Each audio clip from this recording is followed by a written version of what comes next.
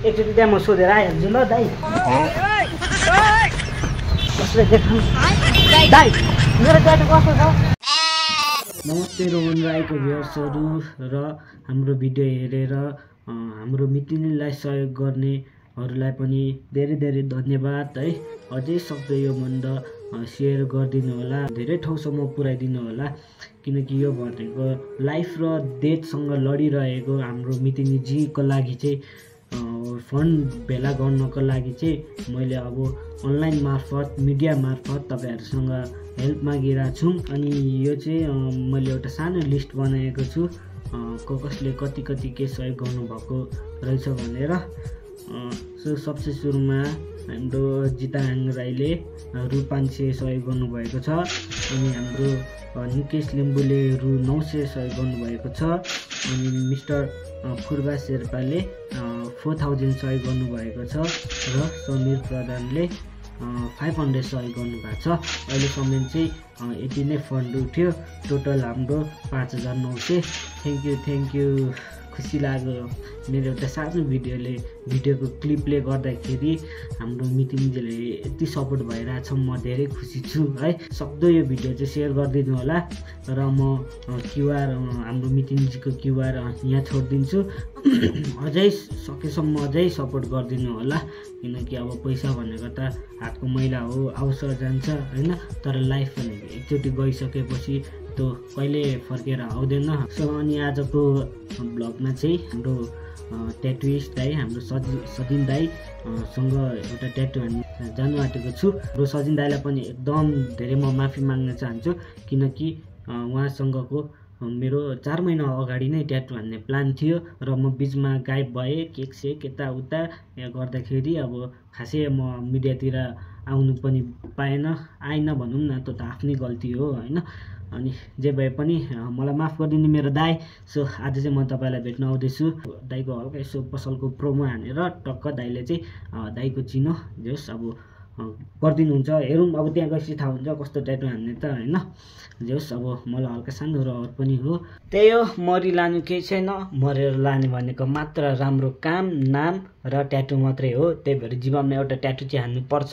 फेरि मैले ट्याटु हान्नै पर्छ चाहिँ भन्नु खोजेँ होइन है, त्यो चाहिँ फिल्ड अनुसारको चोइस हुन्छ है। तपाईँहरू कस्तो अब सरकारी फिल्डतिर लाग्नु भएको छ भने त्यहाँ ट्याटु हान्नु मिलेन, अथवा बाहिर कमाउनु जानु आँट्नु भएको छ, स्टुडेन्टमा पढ्न जानु आँट्नु भएको छ भने त्यसरी ट्याटु हानेको पनि लाँदैन भन्ने सुनेको चाहिँ थिएँ। अब मेरो त के छ र होइन, जिन्दगी नेपालमा बस्ने हो, ढाका टोपी लाउने हो, नेपाललाई राउट दिँदै बस्ने हो। त्यही भएर चाहिँ अब मैले त ट्याटु स्याटु हान्दा फरक केही परेन, किनकि मेरो अकुपेसनै छुट्टै छ नि त होइन। म नेपालमै बस्छु, शान्तिले व्यापार गर्छु बस्छु, त्यही सोच। पैसा नहुँदा कस्तो टेन्सन हुन्छ र आज के खाने होला, के गर्ने होला, ला यस्तो गर्नुपर्ने थियो उस्तो गर्नुपर्ने थियो। अब धनी भइसकेपछि झनै टेन्सन ला, यत्रो धेरै पैसा छ, कुन चाहिँले आएर चोरेर लगिदिने हो कि होइन, मारेरै अथवा लुट दिने हो कि भन्ने डर हुन्छ नि त होइन। त्यही भएर धेरै पैसा निकाल्नु छैन, ठिक्कले कमाउने हो, ठिक्कले रमाउने हो। त्यही हो, आजको भ्लग चाहिँ म यही भन्दै सुरु गर्छु। अब चाहिँ म ट्याटु हान्नु जानु आँटेको छु र कसलाई यो हाम्रो फन्डको बारेमा थाहा छैन, प्रिभियस भिडियोमा मैले भनेको छु, त्यो भिडियोको लिङ्क म डिस्क्रिप्सनमा राखिदिन्छु, त्यहाँ गएर चेकआउट गर्नुहोस् र सकेसम्म अझै हेल्प गर्नुहोस् हाम्रो मितिनीजीलाई। त्यही भन्दै आजको भ्लग चाहिँ सुरु भयो। टाउकोमा खट्टा के छ रोमन राईको भ्युअर्सहरू, आजको भिडियोमा मेरो साथमा हुनुहुन्छ हाम्रो सजिन दाई एके ट्याटुइस्ट गुरु। म चाहिँ अहिले यहाँ दाईकोमा ट्याटु हान्नु आइरहेको छु। अनि हाम्रो दाईको ट्याटु सबको लोकेसन रहेको छ गङ्गाबु, त्यहाँनिर हानिदिनुहुन्छ हाम्रो दाईले। एकदम ढुक्क भएर आउँदा हुन्छ, किनकि हाम्रो दाई एकदम एक्सपिरियन्स भएको मान्छे हो होइन, तलमाथि हुने चान्स एकदम कमै हुन्छ। दाइले हाइजिन पनि एकदम मेन्टेन गर्नुभएको रहेछ। म खासमा आउनु चाहिँ म आएको कति 2 घन्टा भइसक्यो होला सायद। त्यति बेला चाहिँ अब उहाँको दाइहरू आएर 1-2वटा क्लिपहरू निकाल्यौँ रिल्सको लागि, फनी वेमा हल्का फुल्का यता होइन। अब रुचाउने त्यही हो, रोमनको फनी भिडियोहरू प्रायःले रुचाउँछ, त्यही भएर त्यस्तै खालको रिल्सको कन्टेन्ट बनाइसक्यो। अब एडिट गर्न बाँकी छ। दाईको बारेमा केही भनिदिनु, अब दाई कति भयो सप खोल्नुभएको तपाईँले? मेरो सप खोलेर 1 वर्ष हो। 1 वर्ष? म पहिला अन्त अन्त मतलब दाइ त्यता पनि आफ्नै ट्याटु हाउस थियो कि अरूकोमा ए अरूकोमा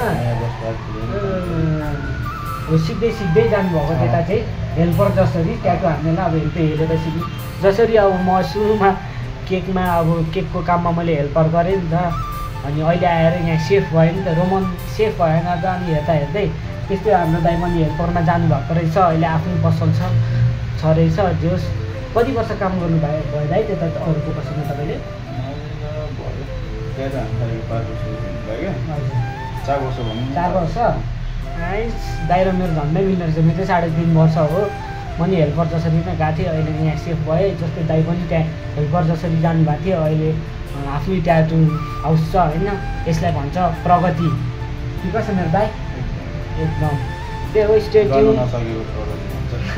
होइन केही छैन ठुलो कुरा दाइ यतिको गर्नुपर्ने आफ्नो म चाहिँ बोल्नु सक्दिनँ है म अहिले बोल्नु सक्ने अवस्थामा छैन अलिकति केही बोल्नु खोज्छ कि अब चिरिक चिरिक बनाइदिन्छ अब माइनै डाइभर्ट गराइदिन्छ क्या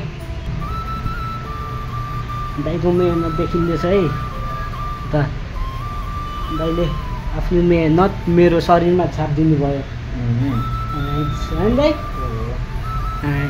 अब दाइ र म एक भयो नि दाइ फरेभर के हो ट्याटु त बवाल छ त तपाईँहरूलाई कस्तो लाग्यो एकचोटि त्यहाँ म सोधेर आइहाल्छु ल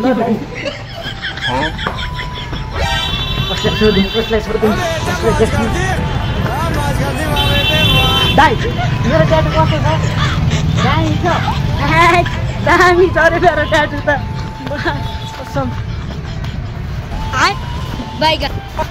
सोधेर आएको दाइ दामी छ अरे कस्तो दाइ मन परायो दामी दाइको मेरो देखिँदैछ है